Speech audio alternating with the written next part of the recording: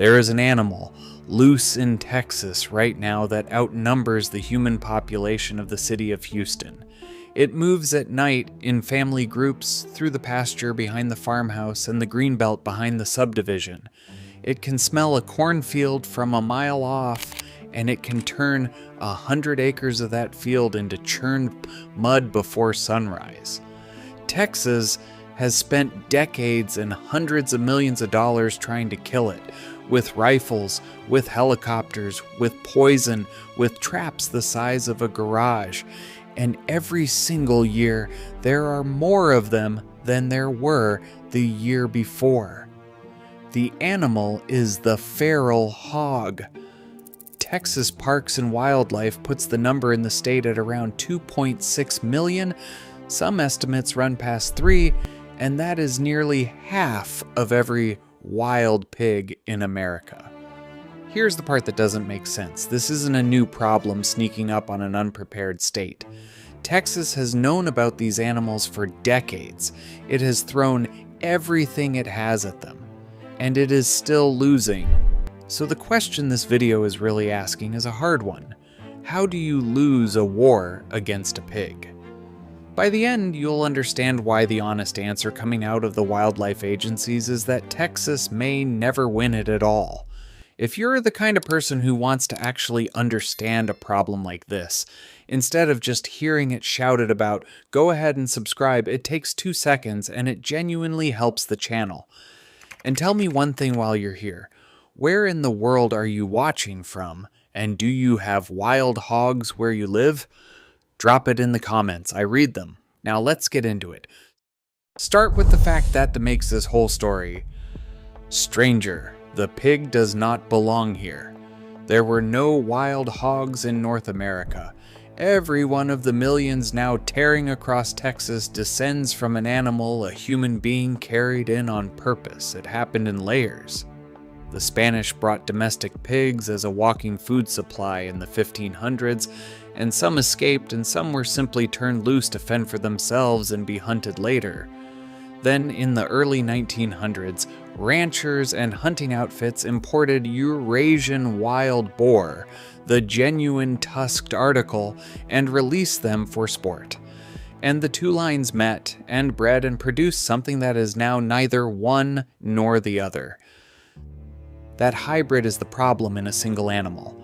From the domestic pig, it inherited fertility, the ability to breed young and often and in large litters. From the wild boar, it inherited everything else.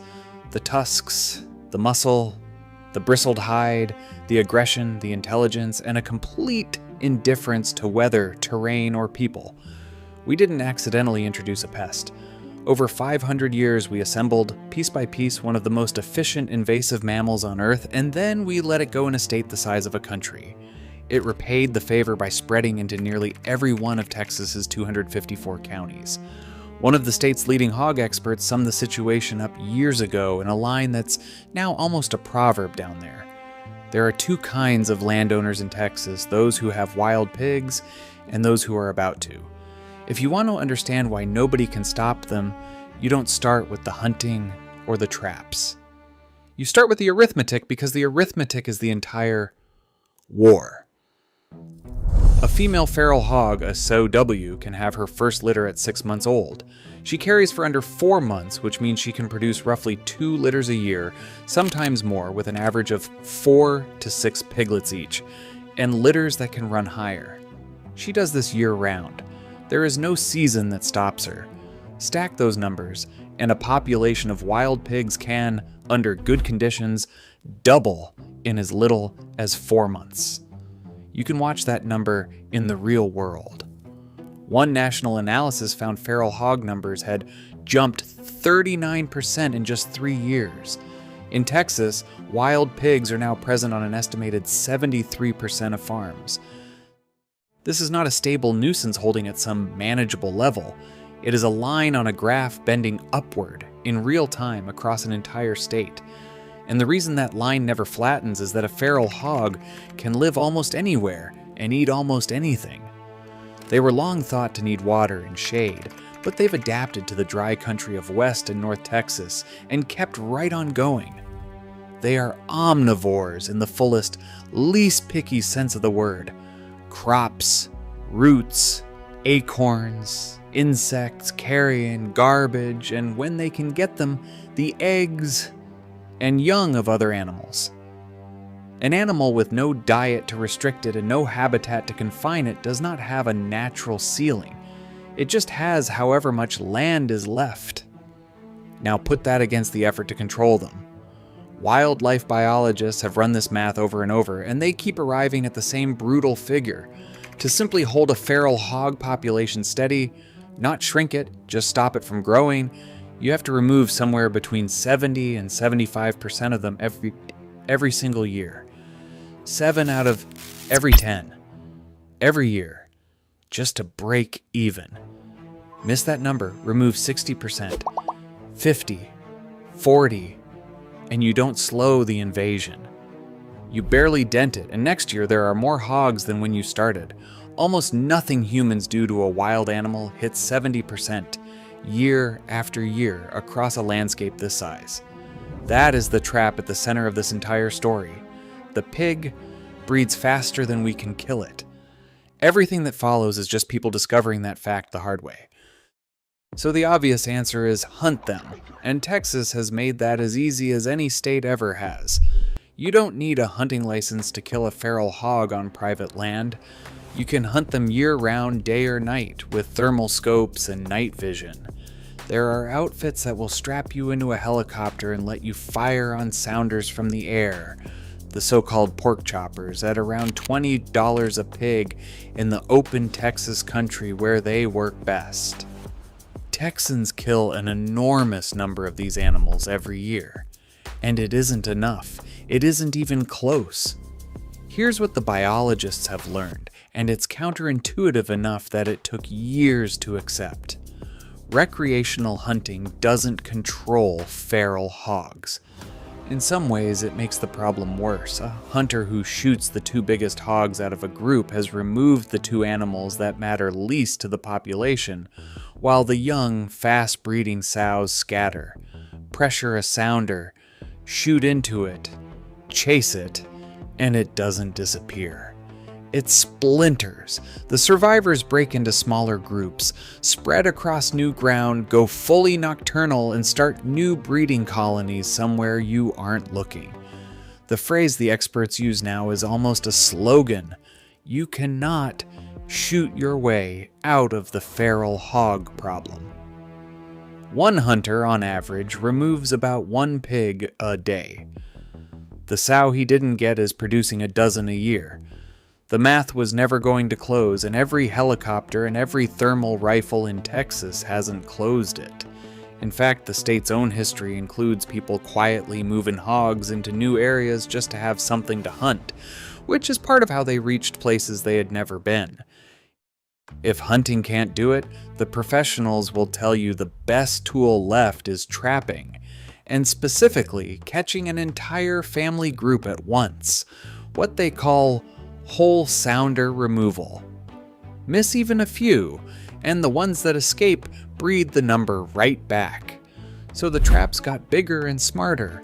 Corral traps the size of a room, cameras streaming to a phone, gates a person can drop remotely from their couch the instant the whole group walks in.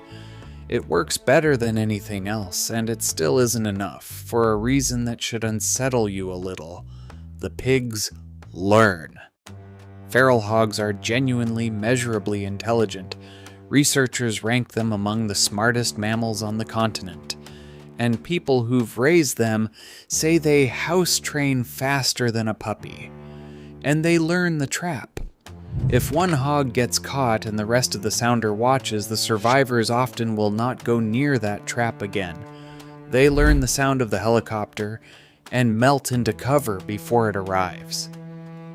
They learn the pattern of when people are in the fields and simply shift their entire lives into the hours when no one is.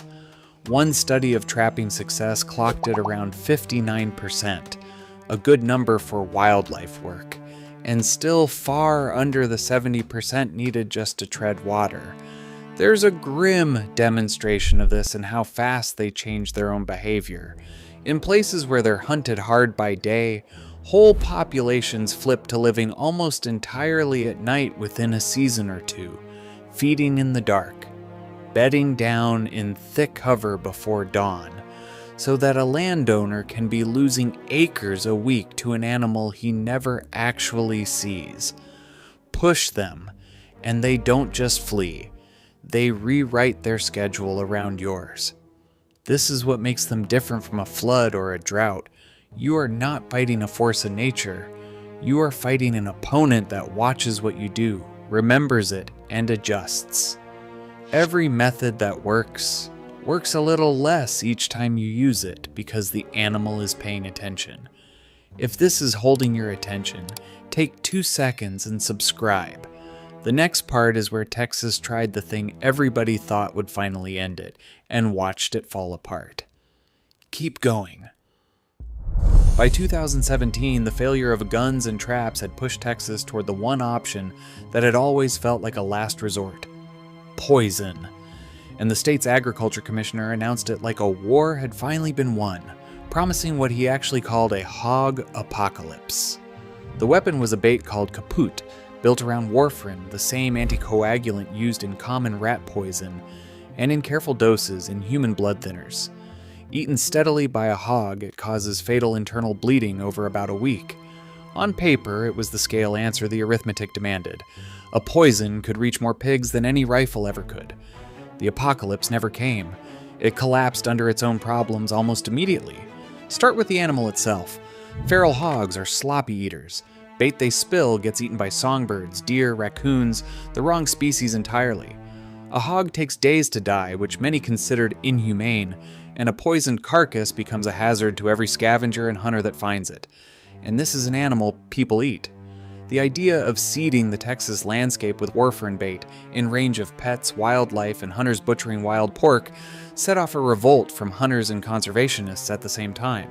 Lawsuits followed. The product was pulled from the Texas market within months. Kaput, as one writer put it, was soon kaput. Since then, the dream has shifted to something more surgical, a bait that only touches pigs. There have been announcements of a hog-specific contraceptive. One, made from cottonseed oil, is meant to suppress fertility in boars.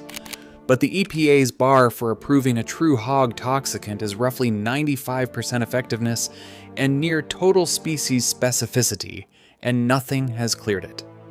Decades in, the single tool that could actually match the math, something that kills pigs fast at scale and nothing else, is the one nobody has been able to build. While every method to stop them was failing, the bill kept coming due, and it is staggering. Feral hogs cause an estimated $500 million in damage in Texas every single year, and officials call even that a conservative figure. Nationwide, the losses to agriculture run well over $1.5 billion. And when researchers broke that national number apart, you can see exactly how a pig does it. Nearly $200 million in destroyed pasture land, over $100 million in ruined crops, $375 million in wrecked livestock infrastructure, and close to $500 million more just on trying to control them. Over 17 million hours of human labor every year, fighting an animal that's winning. Texas alone accounts for more than half of the entire country's losses. It's the way they feed that does it. A hog roots, driving its snout into the ground and plowing it up to reach roots and grubs. And a sounder can leave a field looking like it was worked over by a rototiller overnight. They tear out fences and irrigation. They wallow in stock ponds and foul the water. They collapse the grassy faces of dams and levees with their digging.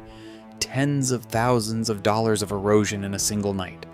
Collisions with 100 to 400 pound animals on dark rural highways add tens of millions more, and the damage runs deeper than dollars. A rooting sounder rips up the nests of ground nesting birds and eats the eggs.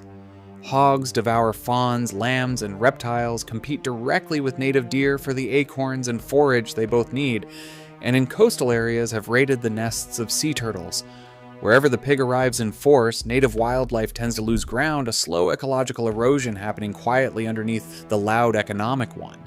Then there's what you can't see. Feral hogs carry a roster of disease, brucellosis, which can pass to humans and to livestock, Pseudorabies, leptospirosis, swine flu, E. coli shed into the crops and water they contaminate. Agricultural officials have a deeper fear, too, that this vast roaming pig population becomes the vector that carries something catastrophic into America's farms. A foreign disease like African swine fever or the flesh-eating screwworm through a host that no fence can hold and no agency can count. They are a rolling reservoir of infection, moving through the food system in the dark. And on rare, terrible occasions, the danger is direct.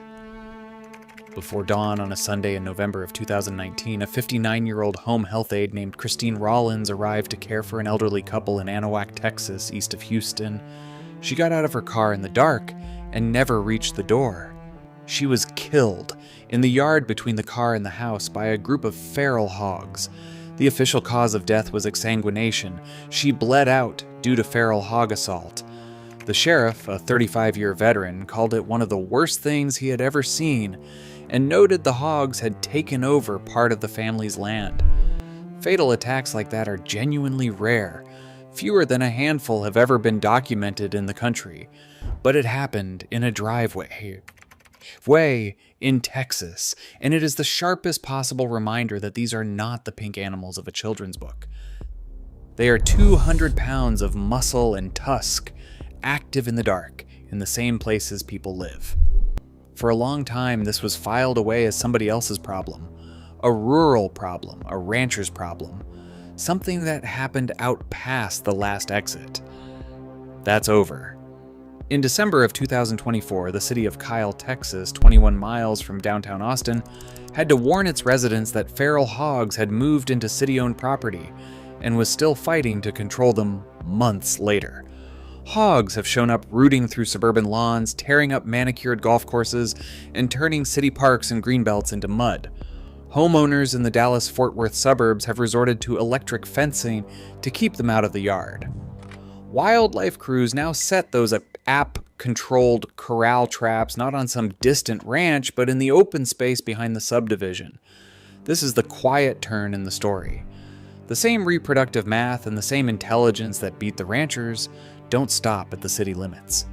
As the population keeps climbing and the easy rural ground fills up, the pigs follow the food and the cover straight into the suburbs, into exactly the kind of neighborhood where people assume wild animals like this simply don't exist. It isn't coming to your town someday. In parts of Texas, it already has. And here is where the story stops being about Texas at all, because the thing about an animal you can't control is that it does not stay put. Feral hogs have now been reported in at least 35 states, with a national population estimated in the range of 6 to 9 million. Pigs have been found in every county in Florida. California loosened its rules to let more people hunt a growing population. They've pushed into states that assumed their winters were too cold to matter, and been proven wrong. Every year, the federal government and dozens of state agencies pour money and manpower into holding the line, and every year the map of confirmed wild pig populations creeps a little farther north and east. Back in 2019, the whole country briefly got a glimpse of how absurd and how real this had become when a viral argument about needing to defend a yard from 30 to 50 feral hogs turned into a national joke, except the number wasn't the joke. In hog country, 30 to 50 is just a sounder, and the newest front is the one that alarms biologists most.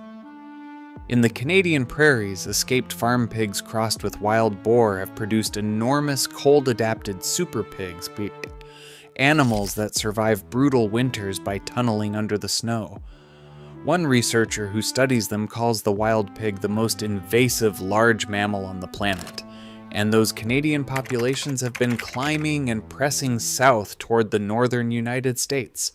States like Montana and Minnesota are now trying to build a wall against an invasion that hasn't fully arrived yet, trying to do the one thing Texas proved is nearly impossible once the animals are established: keep them out before it's too late. That's the pattern. This was never a Texas problem that happened to get big. It's a preview. Texas is simply the place that's furthest down a road much of the continent is now on. So step back and look at what we actually have here. An animal we brought ourselves, engineered over centuries into the perfect breeder. A math problem, 70% a year, that almost nothing can solve. Guns that scatter them. Traps they learn. A poison that fell apart on contact with the real world. A bill that climbs every year while the number of hogs climbs with it.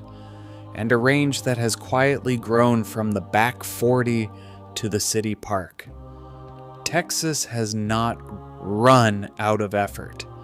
It has run out of the belief that effort alone will be enough. The honest language coming from the people who fight this for a living has quietly shifted. From stopping the hogs, to managing them, to simply slowing a thing that cannot be reversed. The rifles are still firing, the traps are still set, the helicopters still go up at first light. And somewhere out past the fence line tonight, in the dark, where they always move, a SOW that was born this spring is already carrying her first litter, 6 months old, doing the one thing no rifle and no helicopter and no poison in 50 years has ever managed to outrun.